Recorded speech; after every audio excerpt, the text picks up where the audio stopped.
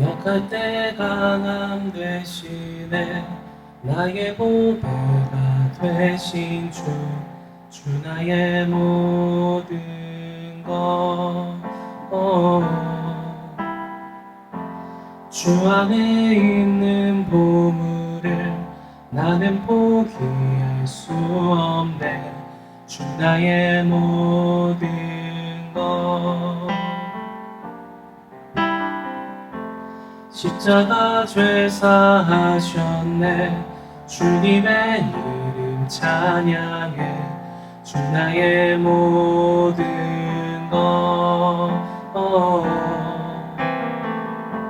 쓰러진 나를 세우고 나의 빈잔을 채우네. 주 나의 모든 것.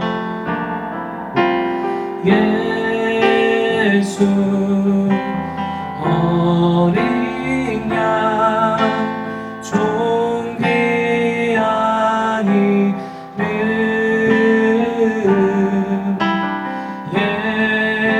예수 어린 양 존귀한 이름.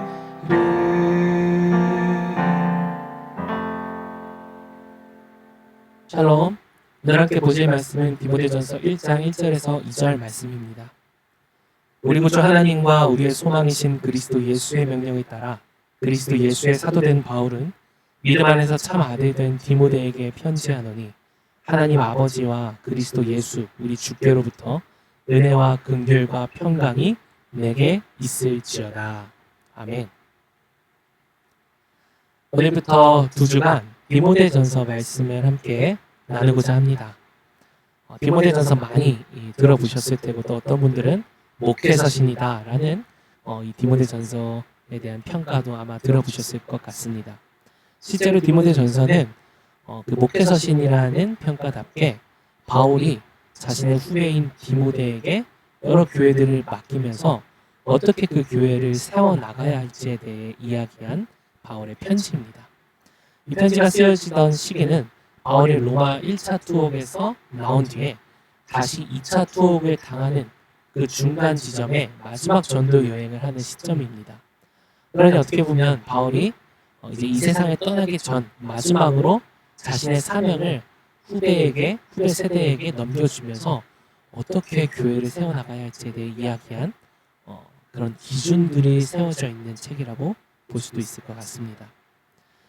디모데 그 이름 자체에도 디모데가 어떤 사람인지에 대해 좀 잘 드러내주고 있는데요. 디모데는 하나님과 명예라는 이 두 단어가 합쳐진 이름입니다. 이것이 합쳐졌을 때는 하나님께 영광을 올려드린다, 하나님을 존귀히 여긴다, 하나님의 명예를 높인다라는 의미를 가지고 있습니다. 실제로 디모데는 어렸을 때부터 유대인인 어머니 아래에서 열심히 성경을 배우며 자라왔던 것 같습니다. 그리고 바울의 1차 전도 여행 때 루스드라 지방을 와서 그곳에서 복음을 전했는데 그 바울의 복음을 듣고 예수 그리스도를 구주로 영접해서 디모데는 참 그리스도인이 됩니다. 이후에 바울이 가장 신뢰하는 사람 중 한 명이었고 바울이 여러 교회들에게 이 디모데를 보내서 그 교회를 격려하고 위로하고 교육했던 것을 보게 됩니다.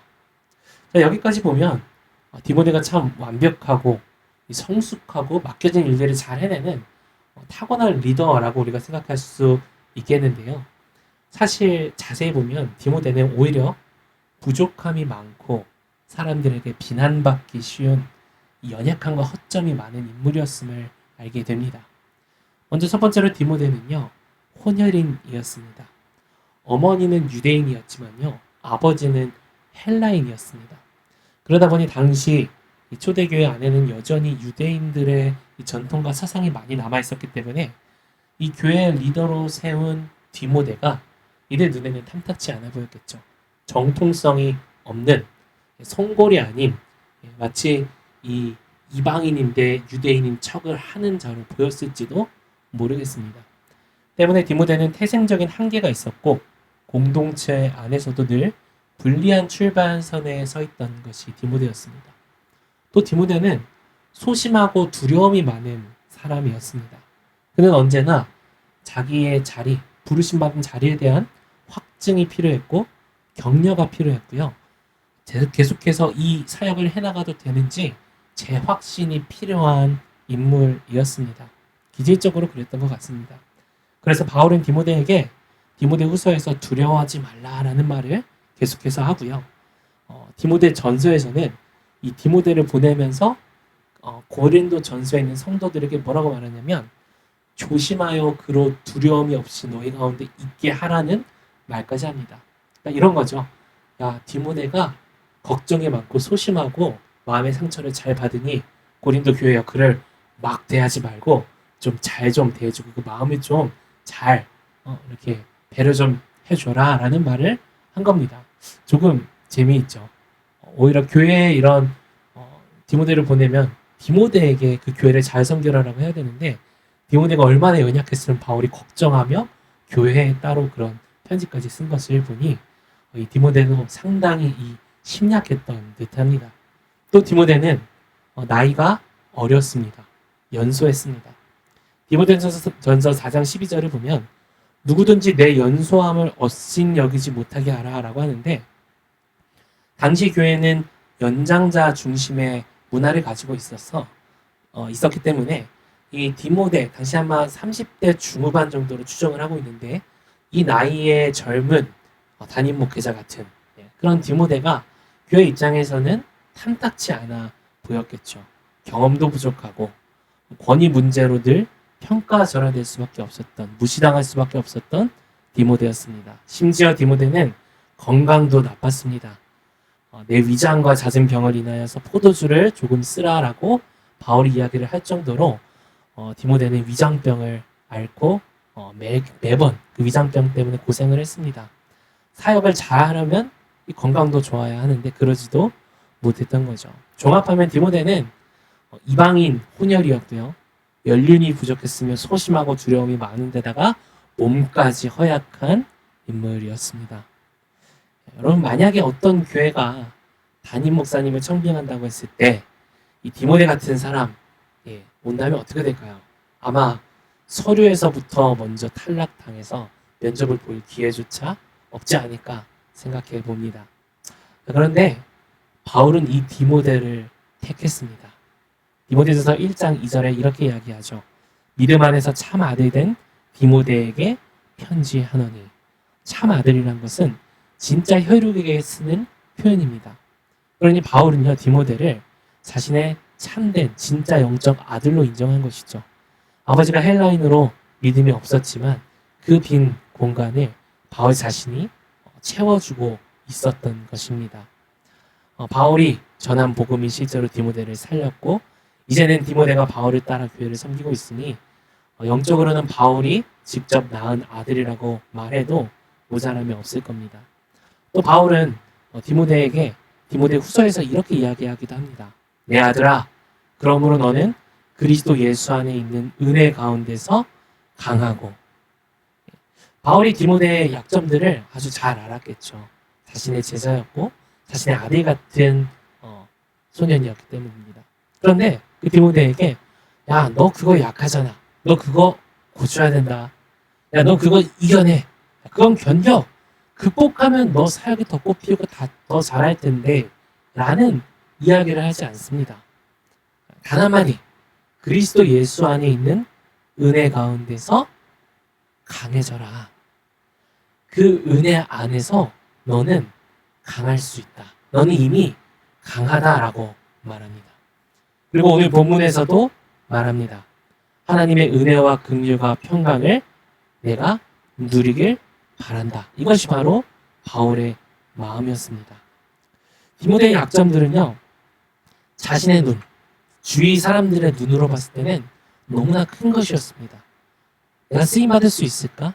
내가 하나님 손에 붙들려서 정말 하나님의 꿈을 위해 하나님의 나라를 위해 나는 사용받을 수 없을 것 같아. 내가 가지고 있는 조건들, 내 모습, 모양, 내가 이미 너무 오랫동안 그렇게 살아와서 바꿀 수 없을 것 같은 내 삶의 여러 가지 찌꺼기들, 모서리들, 이것 때문에 나는 내가 생각하기에 나는 사용받을 수 없을 것 같아 라고 우리는 너무나 쉽게 우리 자신의 평가절하할 때가 많이 있습니다. 하지만 오늘 본문은 말합니다. 나의 눈으로 나를 바라보는 것이 아니라 하나님의 눈으로 우리를 바라보는 것이 중요하다고요. 그래서 2절에 보시면 주께로부터 이 은혜와 긍휼과 평강이 온다라는 것을 볼 수 있습니다. 우리 주께로부터라는 것은 결국 하나님께서 우리를 세우시고 사용하신다는 겁니다. 디모데라는 이름이 하나님께 영광을 올려 드린다라는 것이라면 이 순서를 조금 바꿔보면요, 이런 의미도 됩니다. 하나님께서 디모데를 영광스럽게 하고 하나님께서 디모데에게 명예를 돌리시고 하나님께서 디모데를 존귀히 여긴다라는 의미도 됩니다. 그러니 하나님께서 누군가를 사용하실 때는요, 그의 어떤 조건이나 평가를 보시는 것이 아니라 그 마음의 중심을 보시고 그의 어떠한 약함에도 하나님의 강함을 드러내시는 방법으로 그 한 사람을 사용하신다는 겁니다. 여러분들은 어떠십니까? 가정 안에서 자녀들에게 부모로서 혹은 부모님께는 자녀로서 남편과 아내에게는 배우자로서 또 세상에서는 내 역할을 감당해야 하는 한 명의 사회인으로서 내 자신을 평가할 때 어떤 평가가 많이 나오시나요? 아마 이런 말이 자주 나올 겁니다. 아휴, 나는 왜 이럴까? 내가 또 이랬네. 하나님, 저는 왜 이러죠? 하나님, 저 할 수 없을 것 같아요. 저는 너무 부족해요. 하나님, 제가 이 모든 것들을 다 망쳐버리면 어떡하죠? 그때 하나님께서 우리에게 아마 이렇게 말씀하실 겁니다. 내가 너를 불렀다. 너가 필요해서 부른 것이 아니라 그 이전에 너를 존귀히 여기기 때문에 내가 너를 불렀다. 쓸모 있어서가 아니라 그 자체로 아름답게 여김받는 존재이기에 내가 너를 불렀다. 연약하지만 그렇게 더 존귀하게 사랑스럽게 대함받는 존재로 너를 불렀다. 너는 내 꽃이다. 여러분, 꽃이 어떤가요? 쓸모가 있습니까? 물론 쓸모가 있는 꽃들도 종종 있는 것 같긴 하지만 꽃은요, 아름답기 때문에 사람들이 좋아하고 꽃을 키웁니다. 마찬가지로요, 하나님께서 우리를 보실 때는요, 쓸모가 있어서 보시는 게 아닙니다. 그 자체로 아름답고 사랑스럽기 때문에 하나님께로부터 은혜와 평강과 긍휼이 우리에게 부어지는 것입니다. 그러니 해바라기처럼 고개를 젖혀들고 하나님 계신 그 은혜를, 하늘을 바라보십시오. 우리를 명예롭게 존귀하게 여기시는 하나님의 마음을 보시게 될 겁니다. 그분 눈에 비친 나라는 존귀한 존재를 우리 눈 안에 다시 한번 담게 될 때 은혜 안에서 강하여져서 하나님 손에 붙들려진 디모데처럼 저와 성도님들도 비록 나는 약하나 그런 약한 나를 부르시어 하나님의 교회를 아름답게 세워가고 영혼들을 살려내는 주님의 그 역사가 오늘 하루 우리 삶 속에서도 일어날 줄 믿습니다. 그래서 오늘 원포인트는요, 너는 꽃이야 입니다. 하나님께서 저와 성도님들 보실 때 꽃처럼 존귀히 아름답게 사랑스럽게 여겨 주십니다. 그 하나님 앞에 나의 약함들, 나의 실패들 다 내려놓고 그럼에도 주님, 내가 주님 은혜 안에서 강하여 지겠습니다라고 고백하며 오늘 하루를 살아가는 저와 성도님들이 되시길 소망합니다. 오늘 함께 말씀 기억하며 기도할 때 하나님, 내 눈으로 나를 바라보고 판단하는 것이 아니라 주님의 눈으로 하나님 내 자신을 바라보고 하나님 앞에 은혜 안에 강하여지는 그런 저희들 되게 해주십시오. 그럼 오늘 하루 되게 해주십시오. 함께 하나님 앞에 구하며 기도합니다.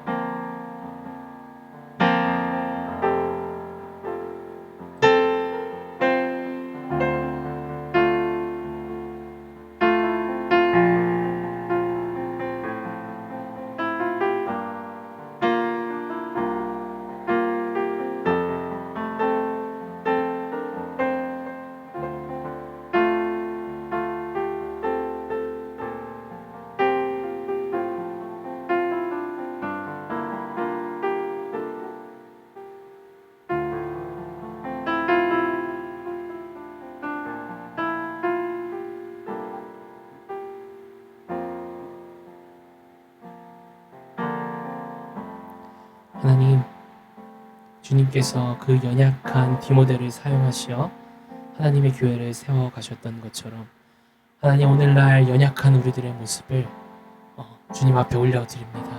주님, 우리의 연약함을 통해 하나님의 강함이 드러나고 우리를 존귀히 여기시는 주님의 그 은혜 가운데 강하여지는 그런 우리 바이탈 되게 하여 주시옵소서. 예수 그리스도의 이름으로 기도합니다. 아멘.